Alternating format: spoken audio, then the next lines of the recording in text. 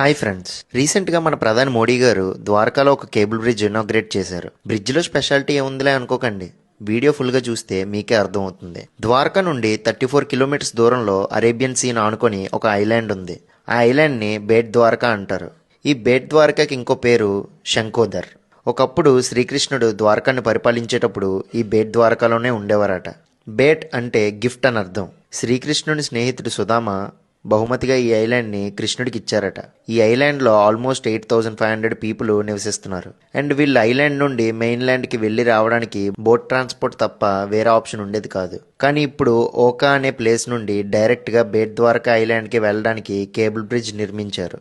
ఈ కేబుల్ బ్రిడ్జ్కి పేరు సుదర్శన్ సేతు అని పెట్టారు. 2017 అక్టోబర్లో ప్రధాని మోడీ గారు ఈ బ్రిడ్జ్కి ఫౌండేషన్ వేశారు. అండ్ ఫైనల్లీ ఇప్పుడు 2024లో ఆయన చేతుల మీదనే మళ్ళీ ఇనాగ్రేట్ చేశారు. టోటల్గా 979 crores ఖర్చు అయిందంట ఈ బ్రిడ్జ్ కన్స్ట్రక్షన్కి. 2.32 kilometres length and 4 lane bridge. Sudarshan Setu ఇండియాలోనే లాంగెస్ట్ కేబుల్ బ్రిడ్జ్. మీరు ద్వారకాని విజిట్ చేసినప్పుడు తప్పకుండా ఈ బేట్ ద్వారకా ఐలాండ్ కూడా విజిట్ చేయండి, చాలా బాగుంటుంది. సో ఈ వీడియోని మీ ఫ్రెండ్స్కి షేర్ చేయండి. హరే రామ హరే కృష్ణ.